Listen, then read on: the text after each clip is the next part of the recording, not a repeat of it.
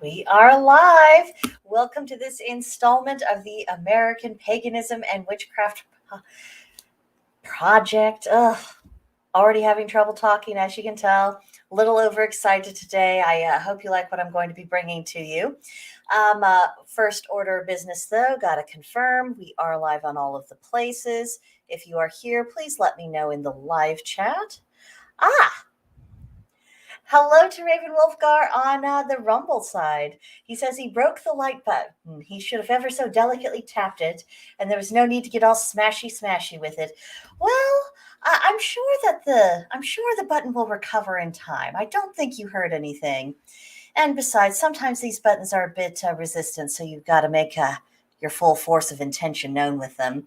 But glad you are here. Glad everyone is here. I surely do appreciate it. So, now on to a little bit of business. First, we can do better than that. There we go. That's better. A couple of announcements. I want to draw attention to some of the pagan content creators associated with Blackbird's Brew on Gilded. Georgia Liberty, the Wiccan conservative, she gave us 3 videos this week.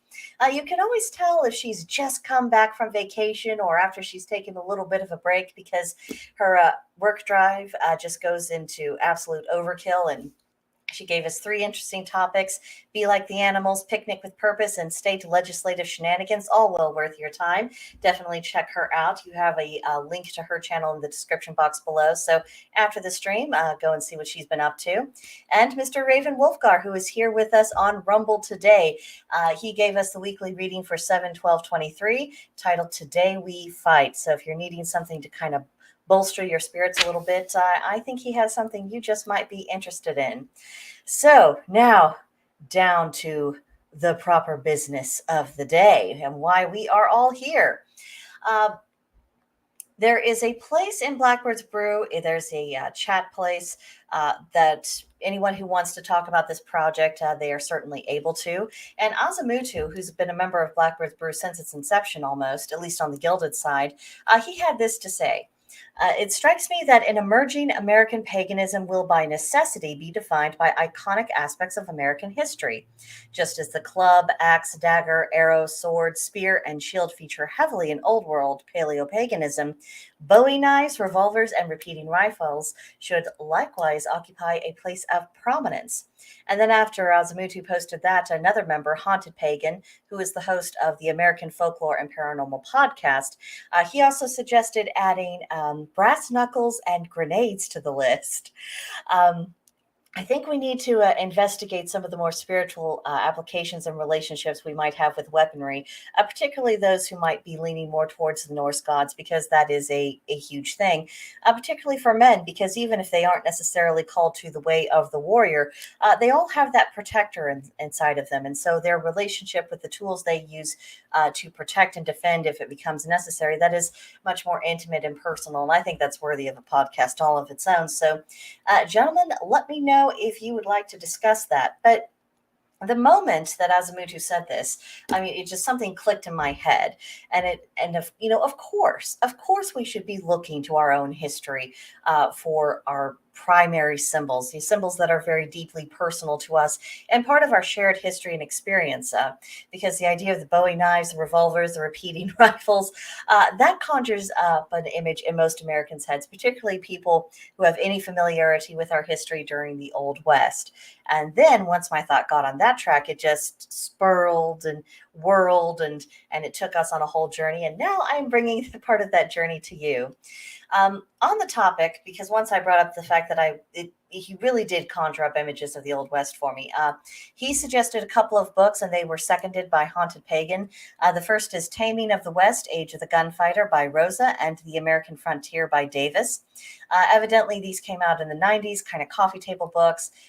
Azamutu was saying that he thinks it's available in most local libraries. So if you're interested, definitely check that out. So let's consider our shared American past when it comes to the Old West, because even if your family migrated perhaps in the 20th century or even in the 21st, the idea of the Old West and everything that goes along with it, that is such a strong image. We see it in our media. We see it in a lot of different formats, just because it speaks to something that is very deep within our spirit, something that is intensely cultural. And now we talk about things like the Declaration of Independence and the Constitution, all this and that. That gives us a lot of our political culture. But if you want to see a manifestation of essentially American philosophy in action, the Old West, that whole time period, that's definitely a place you would want to go. So what comes to my mind, and do not let me dominate this conversation. Share your thoughts with me in the live chat, because I've got a pen, I've got paper, and I want to write this down because I think that this is a much broader deal. But when I think about the Old West, the first thing is, those dusty main streets, the ones, it's got those, old, super tall wooden stores. They have the storefront on the bottom. The family lives up top. You've got your general store and a mercantile and the saloon and maybe an inn or a bathhouse and, and the sheriff's office and all that sort of thing. But I just see that. And then I also get this image of, the high noon gunfights, people squaring off and facing each other and settling this like men, that way we see in so many movies. Those are very strong images that absolutely come to my mind. Next idea is, the surrounding area. You have the farmers, you have the ranchers on kind of these surrounding plains. They're there, they're making a living. They come into town every now and again to sell things or to trade. But, they're all part of this ecosystem that was in its developmental stages at that time period. Then I think about the covered wagons and the stagecoach and the iron horse, as trains were sometimes called back in that day. These are very strong images. We know what they mean. When we see them, even now, even people who have only a very slight familiarity with our history, they understand that if you see a covered wagon, you are looking at settlers of some kind. You understand if you see the stagecoach that someone was taking, the fastest mode of transportation that was available, at least to them, in order to get from point A to point B. If you see that, old timey train that you're seeing, it was this major transportation development. And it really meant something, and it really changed the way the country was connected to each other. Then, other images that come to my mind are the sheriff's star. You're not going to find any old Western movie without seeing someone wearing that sheriff's star, whether he's a goodie or a baddie, if he's living up to his job or if he's failing at it, you see that star. You also have the idea of the marshal, patrolling the Old West. And you have outlaws and bandits. And then with the scenery, we've got the deserts and the mountains and the prairies and the scattered forests, those raging rivers that you might or might not get across safely. You've got, really tranquil lakes, weather extremes. You've got really breathtaking sunsets and, those great starry nights. These are the things. This is the image. This is the whole picture that just conjured up in my mind. And I'm going to refresh on the Rumble side. Hello to Gandalf Freyson. Glad to have you here. And hello, Marcus. I'm so glad you're here. And please, by all means, do not keep your thoughts to yourselves, fellas. I absolutely want this to be very much a group project as we talk about these things. But tying this in with pagan spirituality, we know that pagan spirituality, certainly in the old world, it was always this direct manifestation of the surrounding culture. And we've been beaten up so badly over the years in America saying, oh, you don't have any culture, you don't have anything real, blah, blah, blah, blah, blah. Well, that's not true at all. We have many time periods that were really formative for our nation. And one of those time periods was this whole scape of, the Old West, people coming out, settling, having the country go from a sea to shining sea. Not that it always went well, or that things always went in an honorable fashion, but they happened, and it was formative for us. And it is it shaped a lot of our character and a lot of our spirit in kind of this practical day-to-day, how I'm going to live my life kind of way. So there's no separating that from the American DNA. And when we reference when we reference these images, just the few that I mentioned, we know what that means to us. We are feeling it on a visceral level. It's not something that has to be explained to us. And when we try to explain it to others, it's like, but it's so obvious what it means and what this is, what significance this is. I don't know how to explain it because it's like telling someone the sky is blue. Only, for some reason they don't realize the sky is blue, just because for us it is that, up in our face and obvious, and we understand it. And that's, I think, who's really kind of the formative energy that we're going to be drawing on as we go through this project. That kind of wildness with, the first tremors of civilization, and, going in between this state of, attempts at order and utter chaos, and being at the whims of the weather, and not having great uncertainties, not knowing how things are going to go, having different groups of people coming together, sometimes getting along, sometimes clashing terribly, all of these things. And it is so reminiscent of everything we're experiencing right now. Because despite all of our buildings, despite our paved roads and our technology, it does feel that we are living in a rather uncivilized state. We don't know who we can trust all the time. We are in very uncertain territory. There are people within our society who would perhaps prefer that we not be there at all, for various reasons. So there is that same kind of tension, that same kind of, we only have a veneer of order, and what we really have is chaos that is lying underneath that veneer. But that's also okay, because that chaos is another word for deeply creative energy, and we can draw upon it and use it in any way that we should wish. So I think that's an important thought process to have in the back of our minds as this project moves forward. Let's see, make sure. Catching up on the Rumble comments. We've got Raven Wolfgar, who says the high noon gun duel is very, very close in resemblance to the Holmgang of Old Norse culture. That's right. You're absolutely right about that. It is almost an echo of it. And Azamutu's here. I know he has to be kind of in and out with his work schedule. So hello, welcome. Glad to have you here, sir. And we have the American Folklore and Paranormal podcast, Haunted Pagan, who is telling us, boo. Glad to have you here, sir. Glad to have you here. All right, on to our next slide. So after I thought about the general landscape and the general visuals, that also got me to thinking about animal associations, because animal totems of various forms have always been extremely significant in pagan spirituality. So I thought, okay, what are the American animals? What is something that really means something to us? And I just picked one per, animal category, because I didn't want to confuse the issue. I wanted to keep it simple, so it might leave more of a stark image in our minds. The first animal that came to my mind was the horse, because for years and years, that was the mode of transport. Even when trains started becoming a thing, horses were still dominating the landscape, because, you just couldn't lay enough track to really connect people efficiently. And it wasn't even until we were many years into the revolution of the cars that the horse started to fall out of fashion. But when you think about freedom and independence, and seeing what's out there, the horse, and the rider on the horse, that is very much an image that comes, at least to my mind. Now, in the bird family, of course, we have the eagle, which is a very strong symbol of our country. It's been there since the inception. It won over the turkey, which was, I believe, Ben Franklin's suggestion, if memory serves me. If not, correct me in the comments. My memory is not something we rely upon around here. But the eagle, it's power, it's freedom, and there's just something about it, the sharpness of its eye, its ability to swoop down and go after what it wants, and to really accomplish that. That does feel like an echo of what we experience as Americans. Then for reptile, like snake, but specifically the rattlesnake, because of the Gadsden flag, and because of the nature of the rattlesnake.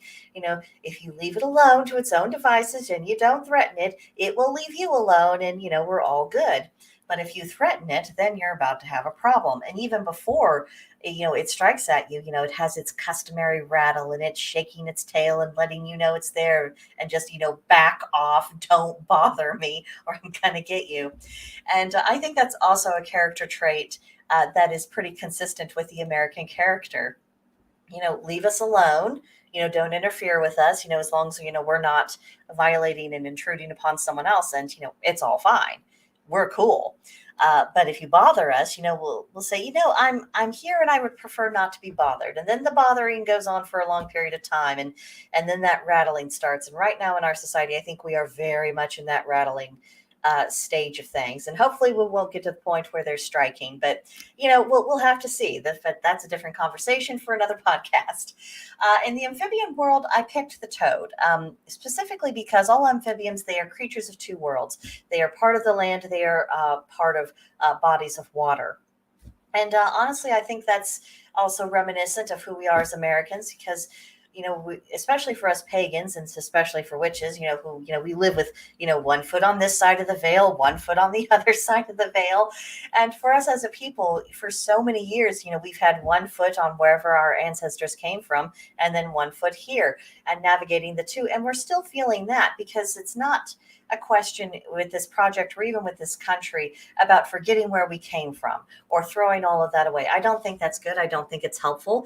I think it's more of a question of, can we weave in the good things into what's here, and then have this composite image, essentially.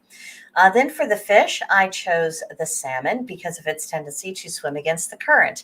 What do Americans do except for swim up the current? I don't think we know how to do anything any other way. It's just part of who we are. I don't think we can help it. And then for the insect, I chose the bee because of its fertility, because we do have a very fertile land. We have, oceans and oceans of farmland that, feeds us and helps feed the world.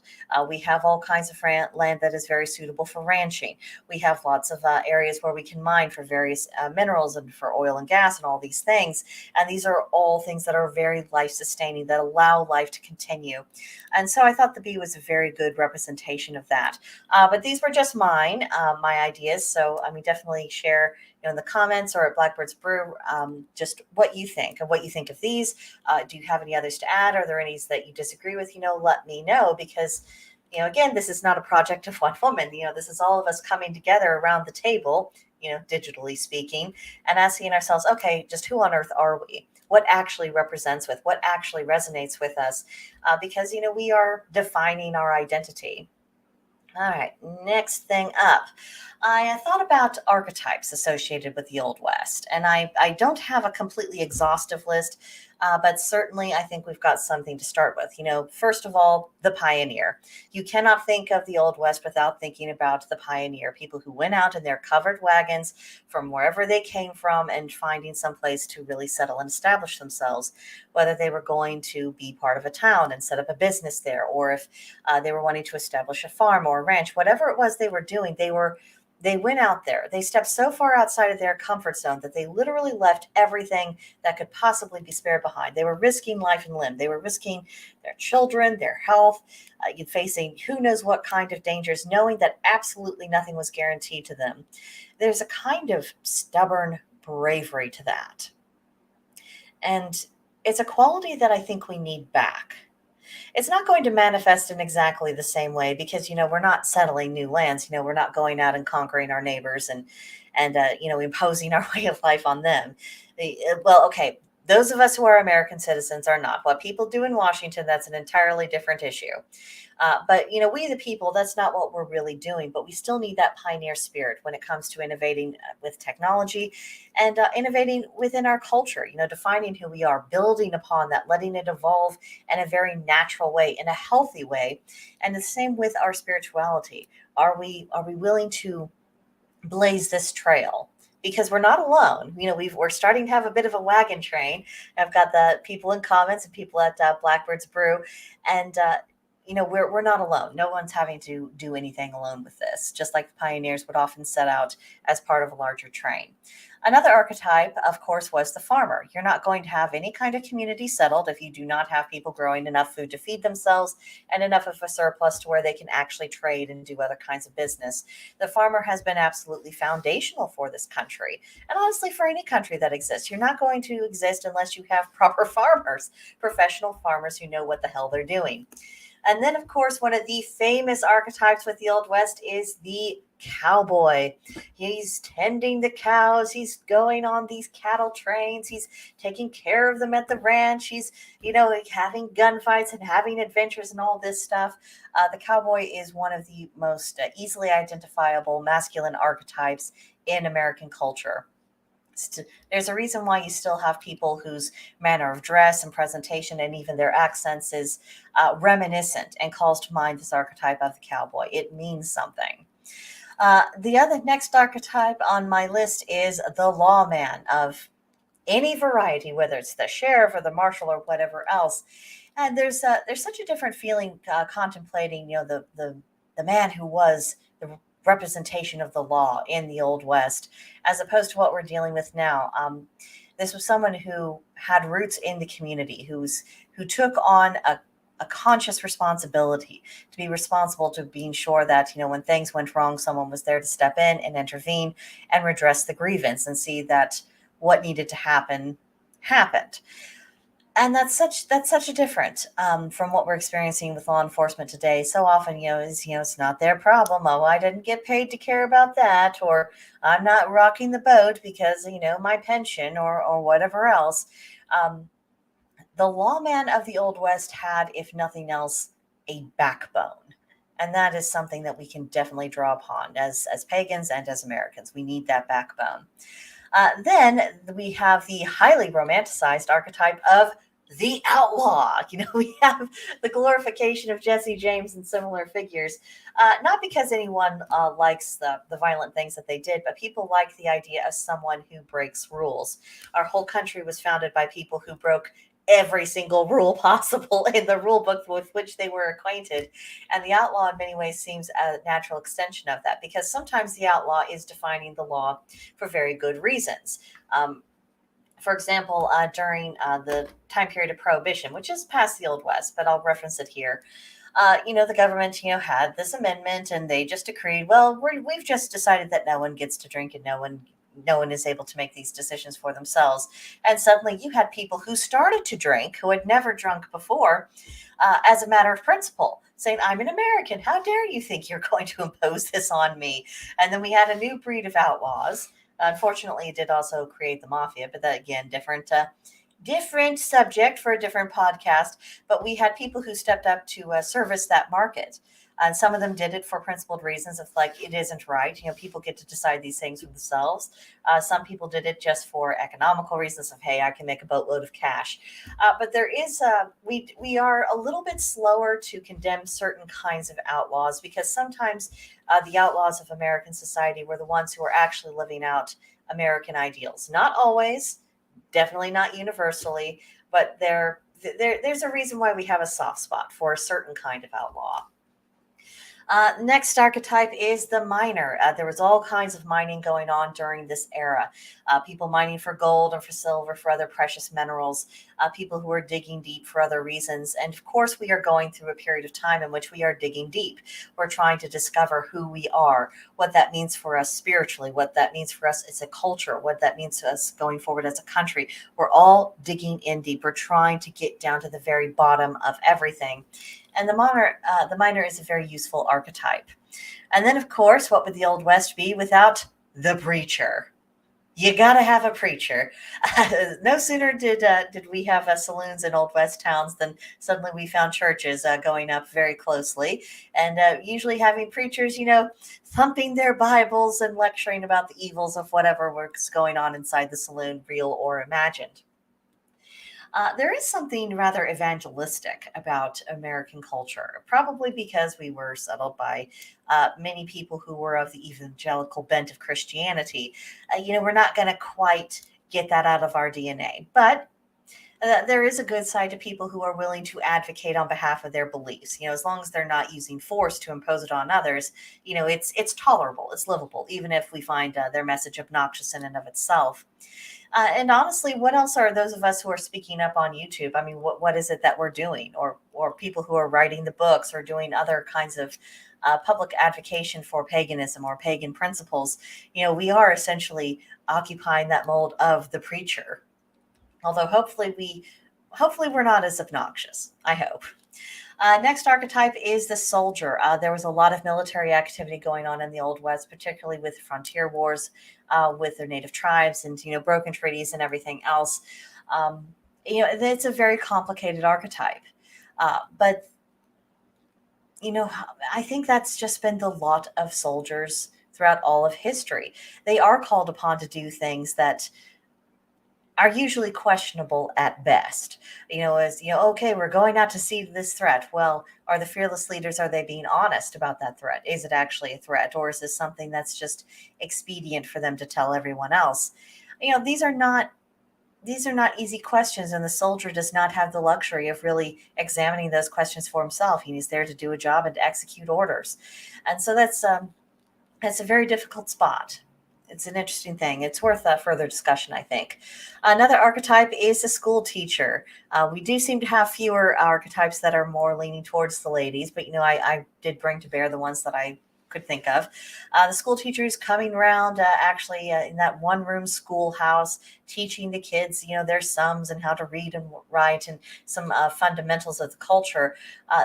That idea of teaching is very important because we don't come out of the womb with all of the knowledge we could possibly need, and a lot of times, certainly in our modern society, we're not set up to where the parents can actually take the sole responsibility of educating their children. Although that trend is starting to change, but even then, it isn't abandoning the archetype of the school teacher. It is simply the parents starting to embrace that role themselves, or being more selective about who gets to fulfill that role in their children's lives. Very important thing, something that is echoed forward. Then the next archetype is, of course, the madam and her underlings, the whores.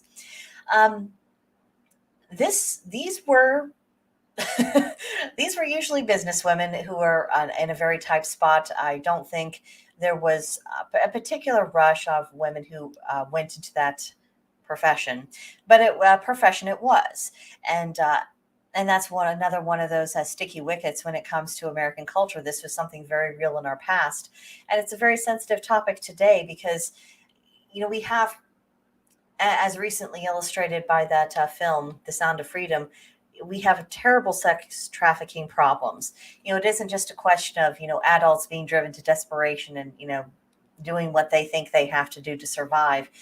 We have people taken against their will, people at extraordinarily young ages being abused in all sorts of different ways. And so I want to make a distinction between the archetype of the madam and our cultural consciousness and what's going on in the modern day, because these are very separate and distinct things. Then we have, of course, the widow. It was not difficult to become a widow back in those days. People were forever dying. Husbands went out, they went out to the fields, they got bit by a rattlesnake, or they got kicked by their horse, or, they got struck by lightning because he didn't get inside when he ought to have. You had men who went off to war and never came back. You had violent attacks from raiders and outlaws of all sorts. There's a lot of ways, or even just through sheer sickness. People died, and they died very, very easily. Let's see. Oh, I've been missing all kinds of comments on the Rumble side. So, first we have Raven Wolfgar, who said the unfortunate thing was that the outlaws became lawmen and still stayed outlaws. That is a problem. The vast majority of them were morally gray at best. Wyatt Earp is a big example of that. He wasn't all that squeaky clean. Indeed he was not. Indeed he was not. And I find that over and over again with a lot of the prominent figures of our history. They're not straightforward. Definitely not. Azamutu brought up Texas Rangers. Then Raven went back and forth with bounty hunters. Then he went on to talk about the school marm with much smaller classes with an age range. Yeah, and that must have been a very different educational experience too. Having all the kids bunched up together and just being required as a teacher to be much more adaptable. Let's see. Then Raven said that he's only about a generation or two removed from those days. I still get stories from the days passed down, and some of them harsh times but happier people. Yeah. And then he observed most were more likely to get killed falling off a horse by disease, stampedes, dehydration, malnutrition, and the like. Guns, not so much. Yeah, that's very true. There are a lot of very ordinary, just life happened kind of ways to die. And so I think that's why you also did see, the widow, having to having to use her own resources in order to make it, because usually she had, 5 or 6 children that still needed to be raised. Maybe if you were fortunate, the oldest boy, was in his teens by the time something happened to dad. He was more of a practical help in supporting the household. But it was a difficult time. It was a difficult time. And I think a lot of the independent spirit that we see in American women today, and when we're like, yes, I love you, I'm committed to our marriage, not planning to leave and everything else, but something could happen to you. Something could happen to you, and then it's all down to me. And do I have the wherewithal that I need in order to make sure that I can survive, and any children that we've produced through this marriage can survive? And I don't think we should really forget that, especially as we're kind of rehashing what the structure of the family should be, both as Americans, and how we're really thinking about how we really want to conduct our family lives as pagans. Just because you can have the most committed couple in the world, but the game really changes if someone should unfortunately die. Something to think about. Next archetype that I brought to mind was the maiden, the young, fair maiden, who in many a Western got into all sorts of trouble, sometimes rescued in time before too much damage was done, sometimes not. But the young lady who was very fresh-faced, who was looking at the land and the situation and the unsettled conditions, perhaps through less jaded eyes than her parents. Probably well aware that, that life is dangerous and the world is dangerous and you have to be careful. But, still young enough to be idealistic, to see the beauty of things, to be hopeful by nature about the future and wanting to really create something. That's a very powerful thing. Let's see. So much going on in Rumble. I want to make sure that I'm not missing anything, because I love it when you guys talk with me. Okay, then the next archetype after that is the shopkeeper, because you might have only one street in your town. You might have only, 5 or 6 buildings and businesses, but someone had to be there to keep them. And there were people who did indeed make that their lives. And, that, perhaps on the surface level was less risky than the person who was out on the farm or who was doing the ranching, but it came with its own dangers. And when you started seeing formalization of communities, and you started seeing more of the practical, nasty politics get in, the shopkeepers, were amongst the first to really feel the effects of that. It's a pity that they didn't do as much as what they probably could have to set better boundaries. They could have saved us a lot of legwork, but, we live, we learn, and learning from our elders, it isn't just about learning from their successes, it's also about learning from their failures. The next archetype is the banker, usually the villain in many of our stories. But sometimes not. It really depends. It depends on the circumstances. It depends on the banker. It depends upon what's going on. There's nothing wrong with having an institution that's taking on the responsibility of safeguarding money, if that's what they're actually doing.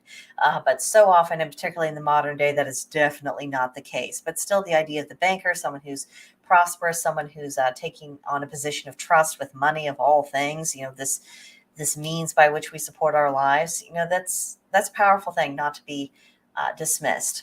Next archetype I thought of was the judge. The judge who either let you go or sentenced you to hang, or said, you thought you could go steal from Mr. Williamson. Well, I guess he's going to use you as a farmhand, and I'm going to send yonder deputy to supervise you to make sure you don't steal anymore, and you're going to essentially pay back your debt to the person you actually were guilty of wronging. The sobriety of the judge, or at least preferably. Some judges, of course, were known to be drunks, because they apparently did not hold court often enough to keep themselves out of trouble.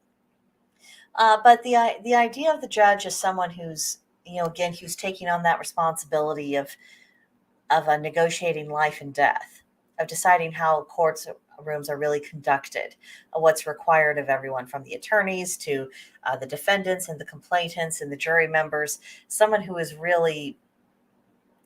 Someone who's taking on even a more important role than that of the lawman, someone who's saying, this is where we are going to dispense the justice, and doing that with the utmost seriousness. That's something that's very strongly in my head.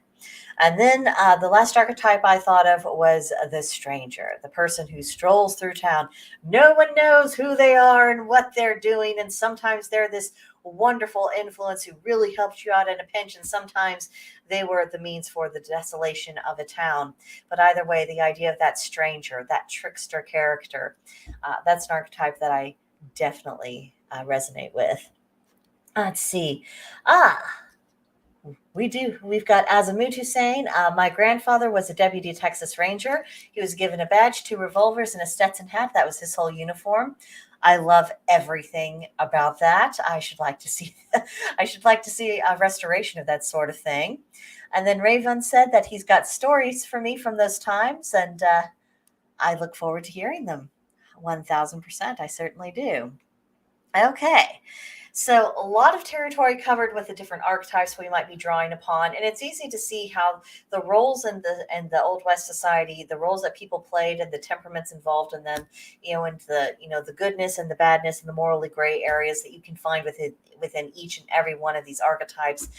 These are also can be taken as spiritual reflections, something that is within our cultural unconscious, something that we might be more influenced by than what we realize, and then thinking about what gods do we know that also resonate with these particular archetypes?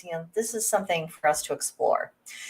Next, I thought about the Code of the West. I came across it a little while ago as I've been starting to build up the files for the project at the Gilded server. And if any of this sounds familiar to you, or at least the feeling of it does, there might be a reason for that, and I'll talk about that in a minute. But the first is live each day with courage, then take pride in your work. Always finish what you start, do what has to be done.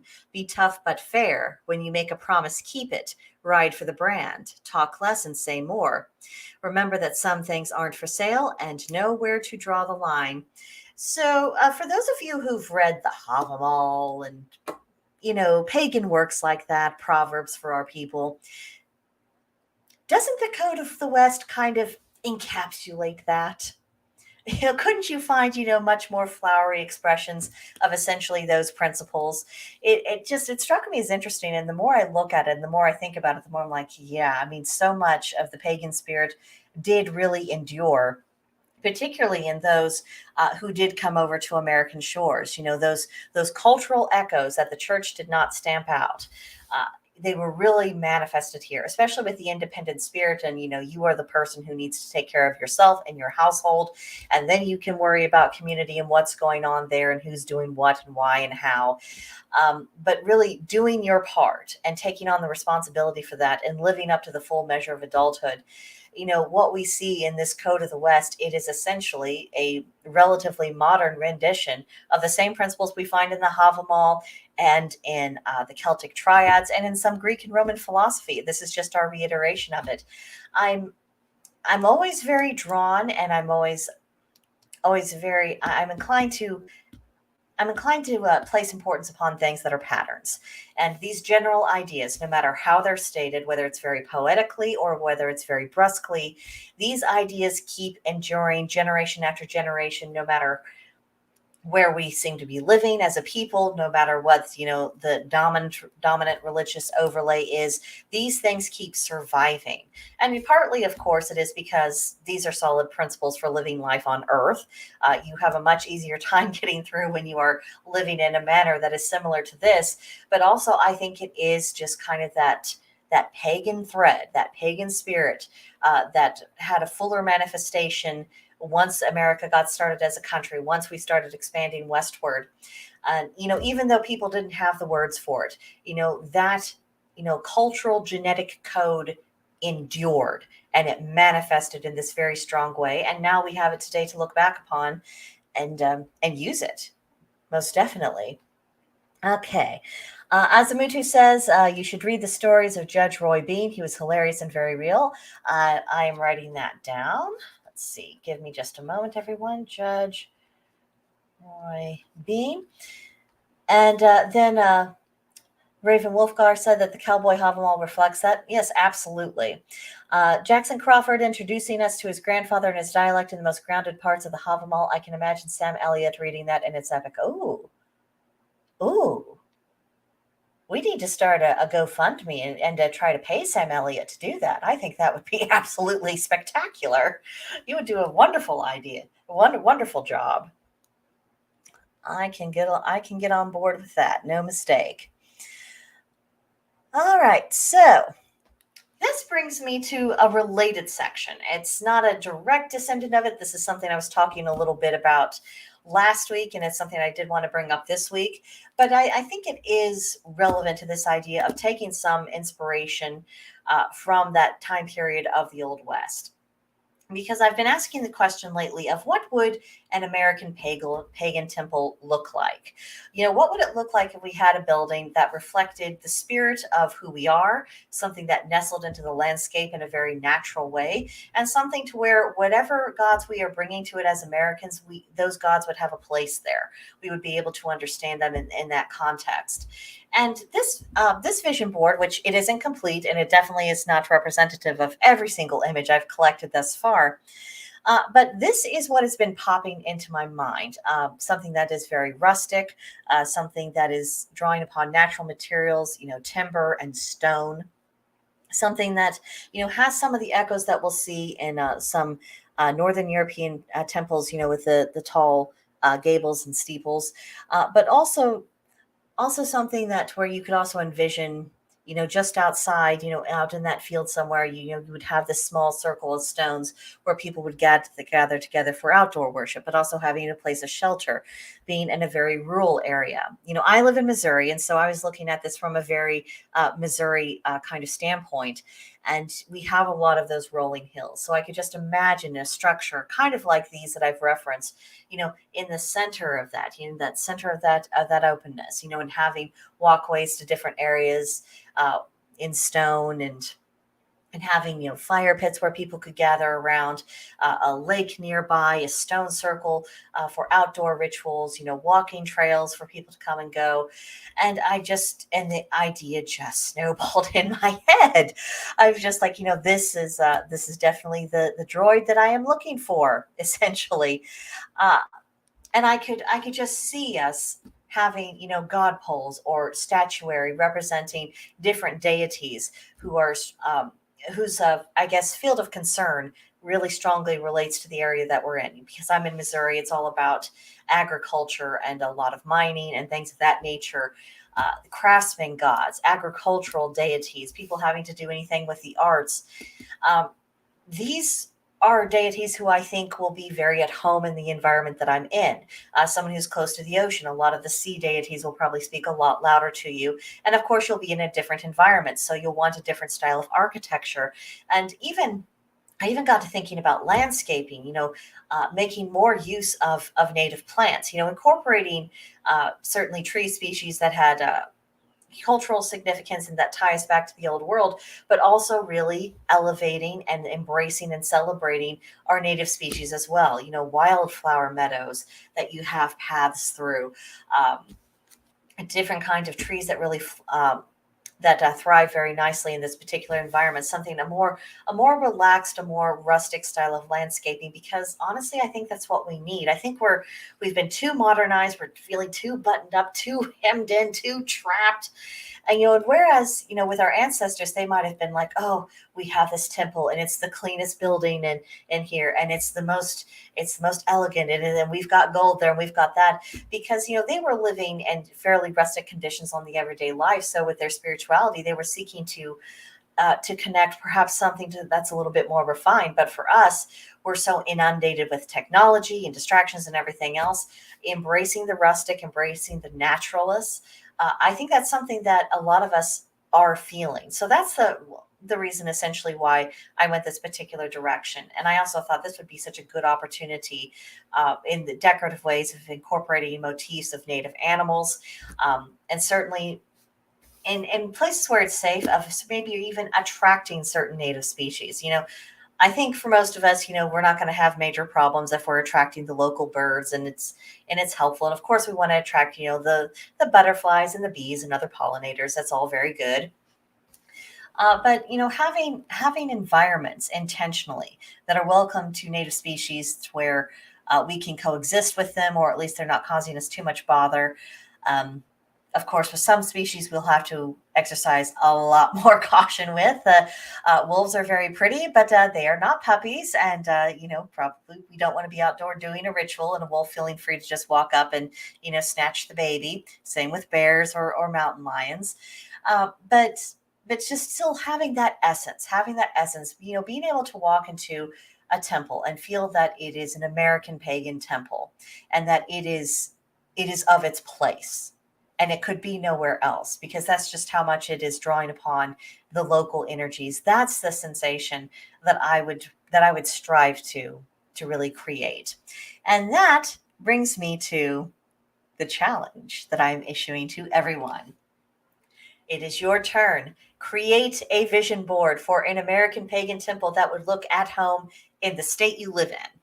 Or, if you don't really feel connected to the state where you live, or you're intending to be elsewhere, your home state, wherever you can see yourself being on a more permanent basis, think about, the architecture, but also the topography, the weather conditions, what kinds of things the building will have to stand up against, native animal and plant species, native building materials, particularly different kinds of rocks and minerals that would be in the area you're thinking about. Think about how that could come together and be incorporated into the design.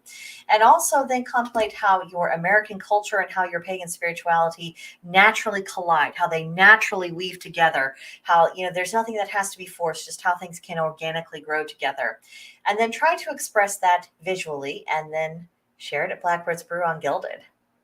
I would love to see visuals. I would love to see people's concepts of, what they would have in mind, things they would want to incorporate, and just turn this into a big, gigantic brainstorming session. I think it would be wonderful. I think it would be beautiful to see what people come up with, especially people who have drawing ability. Like, this idea came to me and I drew it, and here's the picture of what I drew.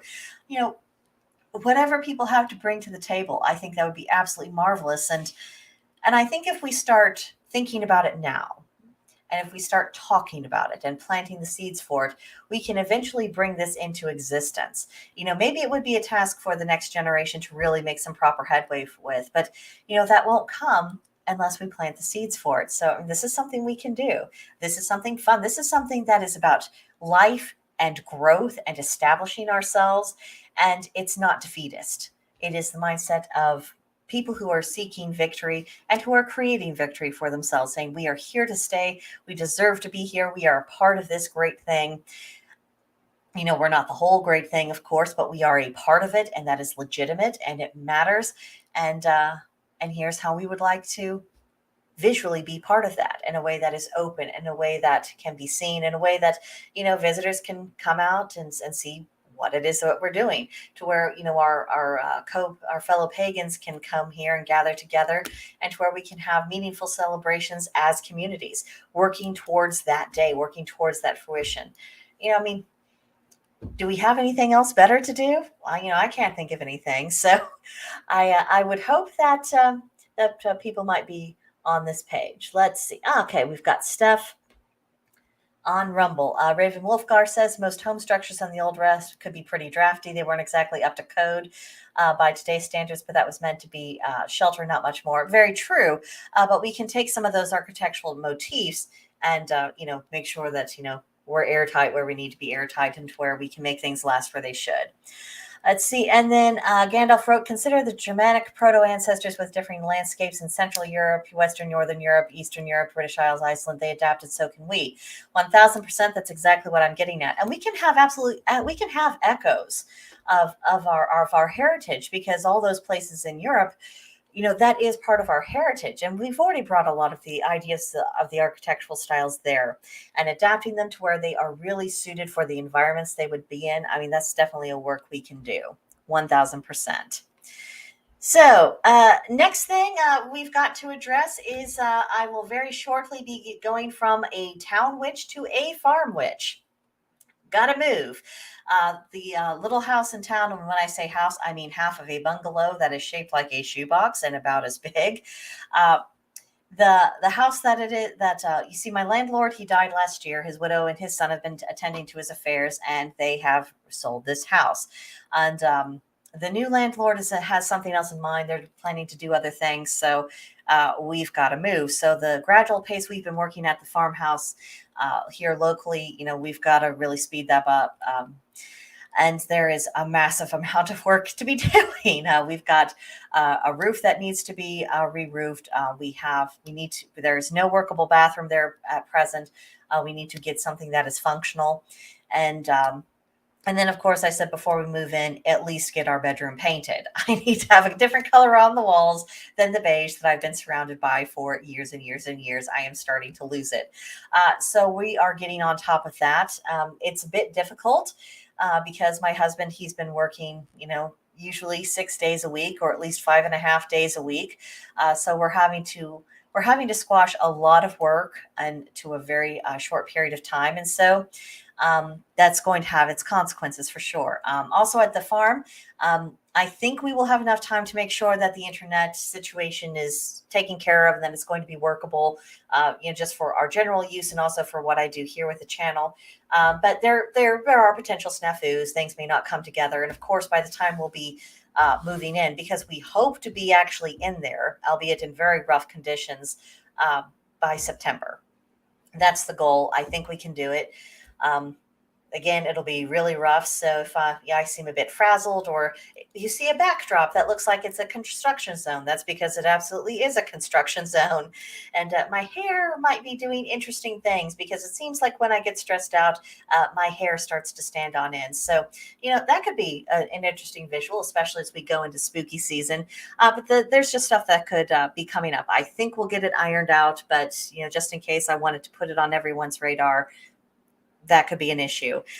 So that brings me to the next thing about having to reduce the channel workload in order to accommodate this, because I want to make sure I'm as available as possible. There's a lot of jobs to do with the house that really needs my husband's attention. I can't attend to them on my own. Either it involves heavier lifting or it involves a skill set that I do not possess. However, in between times, there is a lot of work that I can do that I can just attend to on my own. So we're going to have to finagle some kind of arrangement, because we're a one-car household. And usually that works pretty well for us. But now probably going to be a little bit more of getting up in the morning, dropping the husband off at work, doing whatever I can accomplish at the farmhouse for that day, so that when we move in, we're not going into complete chaos.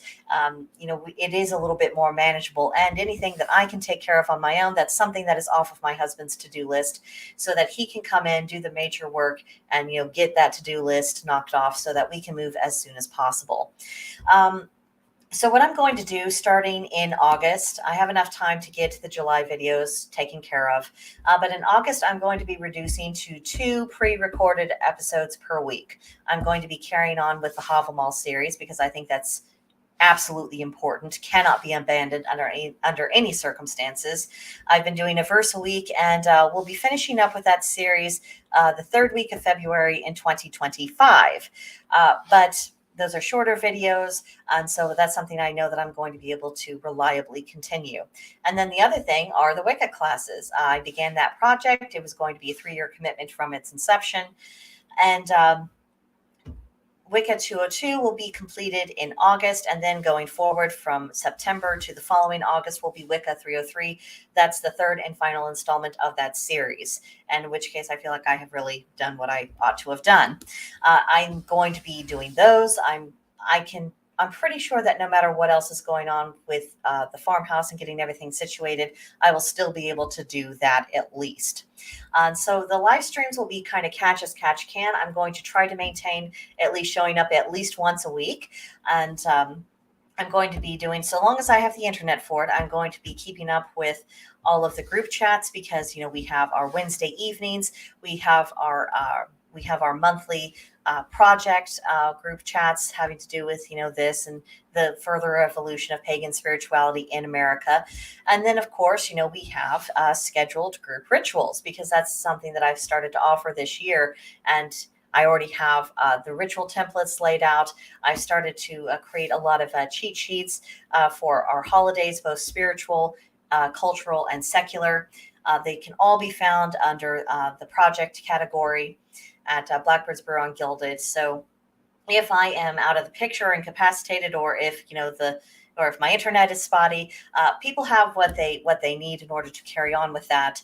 Worse coming to worse. I don't think that it will again, but just in case it is, the preparations have been made. And that brings me to that the pre-gaming for the remainder of 2023 has been completed. I know I have the list of video titles. I already know what's going to be doing. So whenever I have a day to get a lot of work done, I can just whip them out like that and get them, written and filmed and uploaded and scheduled. That's something that can be done way ahead of time.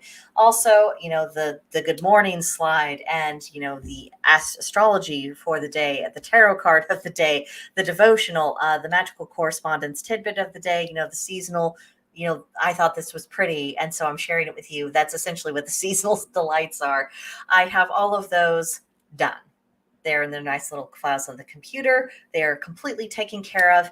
And as we get closer to moving time, if I get a sense that, we're not going to have the internet quite situated immediately, what I will probably do is send those files to one of my admins, either Georgia Liberty or to Puritan View, and say, hey, if I send you these, could you just pick them, just post them on the appropriate date?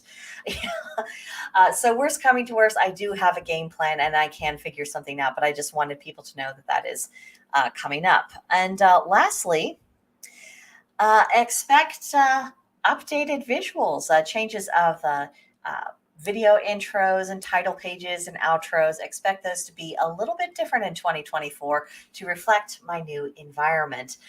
It's funny, I started working on having something that was a little bit more related to the farmhouse and rural life in Missouri. I started working on that this past weekend. And then on Tuesday, I found out about, the house being sold, and that's needing to really get our stuff together so that we can move.